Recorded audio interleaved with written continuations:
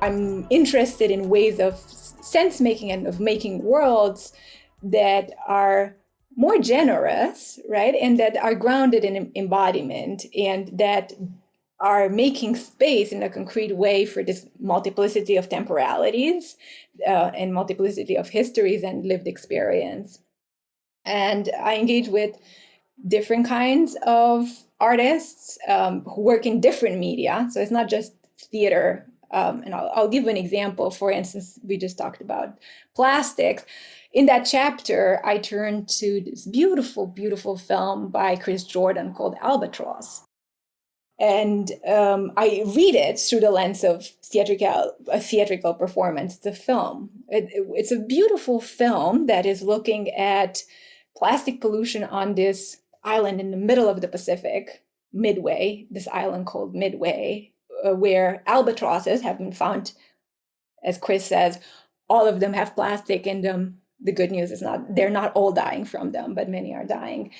And it's an incredibly moving film, one, because it's showing us a global problem in a very concrete, in a very specific location, right? So it's something extremely concrete. Here are these albatrosses on Midway, thousands of miles away from any inhabited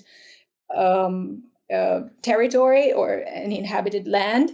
And here's all this plastic that's washing off the shores from all these different parts of the world and gets ingested by albatrosses who die because of that. It's really a meditation on consumerism, and it's a meditation on how we've become not so attentive and attuned to other beings, and how we fear death, and in fearing death, we're perpetuating violence, and on the habits that we're all engaging in that perpetuate consumerism. And it's very beautiful. It's embodied.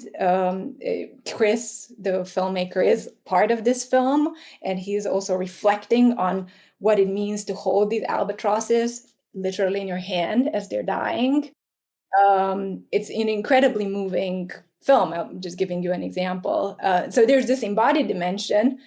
There's this staging and framing. I use here a definition by Samuel Weber of theatricality, who says theatricality is this problematic process of staging, framing, situating something, right, that in a way that enables us to relate to it at an emotional level, at an intellectual level, that moves us inside. It's not just this abstraction. We get bombarded with these numbers, number of plastic, number of bottles that get thrown away every day. And what does that mean? It's abstract. How do we make it concrete so we can feel it, so it can move us to action? And then there's also about imagination. Can we exercise our muscle of imagination to imagine alternatives? So there's this beautiful piece by Pinar Yoldas that I engage with, Ecosystem of Excess, where she says, well, what if life began now in our plastic soup that the oceans are? And she creates these, what I call theatrical objects that are these specimens that have the ability to metabolize and digest plastics. So it's also exercising our imagination, and how do we relate to this kind of things?